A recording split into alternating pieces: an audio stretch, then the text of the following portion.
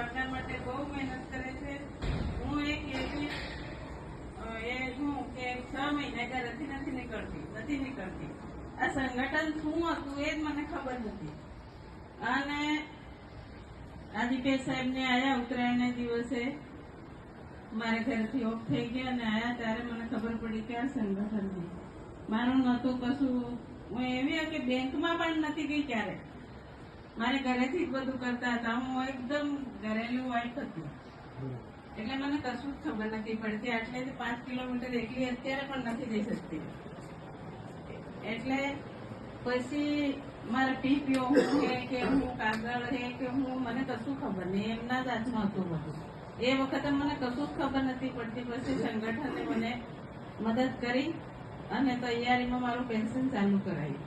તે દિવસથી હું મારા સંગઠનને મારા ફેમિલી જ માનું અત્યારથી. મારા ઘરમાં કોઈ જ નથી. એક દીકરો હે મારો અને વહુ હે તે નોકરી કરે તો બહાર રહે છે.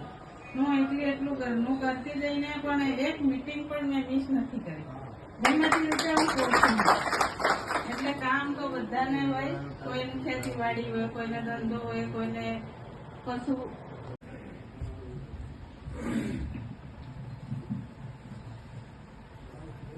બધાને મારા નમસ્કાર.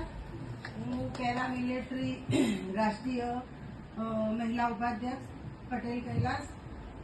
આજે જે દીપેશભાઈ બધું જે સંગઠનનું કામ કરી રહ્યા છે અને જે આપણા સીઆરપીના લોકો, હું ખુદ સીઆરપીથી રિટાયર છું. આમાં સીઆરપીના કોણ છે? જે સીઆરપી વાળાને આપણું આજે એક સંગઠન એમનું અલગ કરી દીધું, એને કે સંગઠનથી જે અલગ થઈ ગયા છે. આજે એ લોકો પસ્તાઈ રહ્યા છે.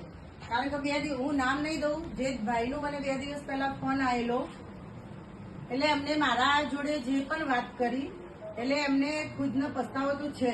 ખાલી એ લોકો CLMS માટે અને કે દારૂ માટે જ એ લોકો અલગ થયા છે. જીવનમાં એવું નથી કે સિર્ફ દારૂ એ આપણું જીવન છે. સાથે પરિવાર છે, સંગઠન છે. એ લોકોને કંઈ પણ પ્રોબ્લેમ હશે તો આ સંગઠન જોડે એ લોકોને આવવું પડશે ને આવવું જ પડશે. જે ભાઈના પરમ દિવસે મારી જોડે વાત થઈ, જે શબ્દો હતા એ પ્રમાણે હું કહું છું. આજે એ લોકો ભલે અલગ થયા, એમને દારૂ એ જીવન નથી. એમના દરેકના ઘરમાં ભગવાન કરે કોઈના ઘરમાં એવો પ્રોબ્લેમ ના આવે, પણ ખુદાના ખાસ્તા પ્રોબ્લેમ આવશે તો દીપેશભાઈની જરૂર પડશે, આખા સંગઠનની એ લોકોને જરૂર પડશે. એ ટાઈમે આપણે એક ઇન્સાનિયતના નાતે ભલે એ લોકો જોડે ઊભા બી રહીશું, મદદ બી કરીશું, પણ એ લોકોને એ દિવસે પસ્તાવો ઘણો રહેશે.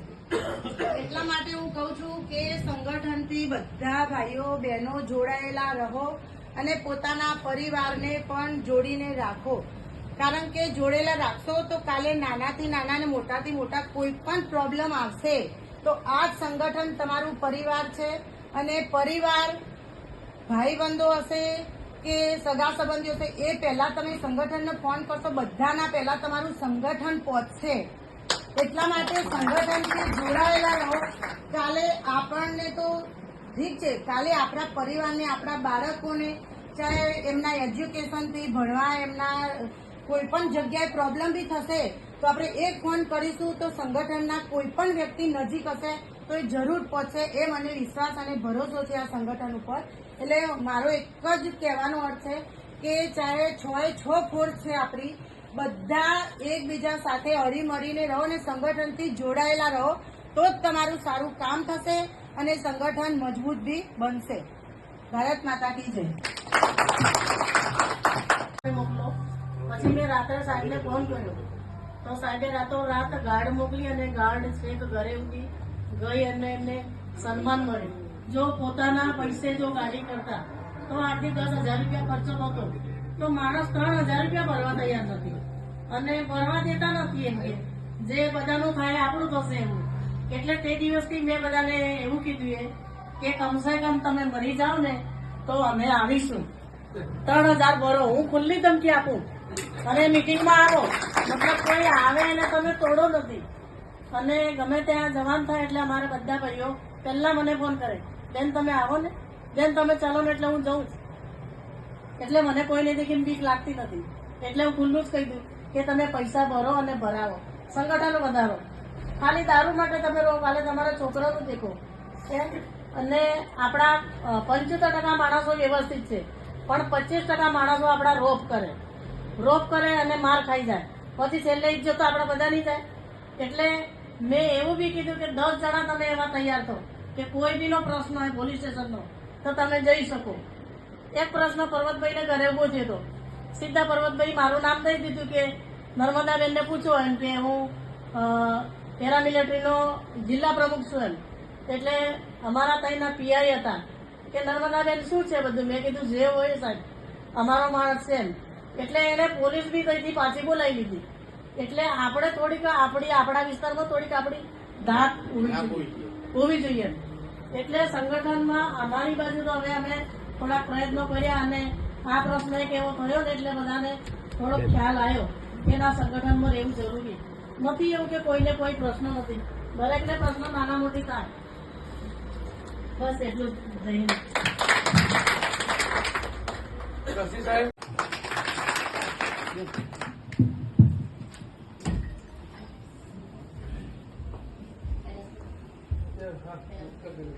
આપણે અત્યારે શું બધા મંતવ્યો રજૂ કરીએ છીએ કે જમીન પછી થોડા એનર્જી લઈને બેસશું પાછું. એટલે અમુક આવ્યા નથી. આ બધું શું કહેવાય પ્રી વેડિંગ જેવું કામ કરી. હેલો, અત્યારે નમસ્તે પહેલા તો મારા. હા, સબ સર બધા મજામાં છો ને? હા, આજે તો મારે એટલું જ કહેવું છે કે આગળ જે સાહેબ આપણે કહી ગયા છે કે સંગઠનને મજબૂત બનાવવું ખૂબ જ જરૂરી છે અને સંગઠન મજબૂત બનશે તો જ આપણા જે કઈ કાર્યો છે એ બધા હલ થશે. પરંતુ આપણી પ્રગતિ તો થઈ જાય છે એવું મને લાગે છે મનોમન, કારણ કે આપણે સતત કાર્યરત, સતત એક ધારું કાર્યરત રહે છે અને એમની તમે પોસ્ટ જોવો છો તો જોવો છો કે કેટલા સોલ્યુશન કરે છે ઘરે જઈને. જયારે આપણી અંદર એટલી એનર્જી નથી. મેં તો એવું જ માનું છું કે આપણે એમની આગળ કશું જ નથી. એમ એ એટલી મહેનત કરે છે અને એટલી બધી જબરજસ્ત રાત દિવસ ગામડે પણ ફરે છે, બંદર વિસ્તારમાં પણ ફરે છે. તો મેં કહું છું કે આપણે સામાન્ય તાલુકામાં કે વિલેજમાં તો આપણે ફરી શકીએ કે નહીં. આપણા જે પરિવાર છે એમને તો સામાન્ય આપણે મળી શકીએ કે નહીં કે આપણે આપણા અમુક હોદ્દા લઈને બેસી ગયા છે એ યોગ્ય નથી. આપણે હોદ્દાના દ્વારા આપણે આગળ વધવાનું છે. આગળ વધીને આપણે પહેલા વિલેજથી આપણે ડિસ્ટ્રિક્ટમાંથી સ્ટેટમાં, એ રીતે આપણે આગળ ધીમે ધીમે 1 by 1 જવાનું છે.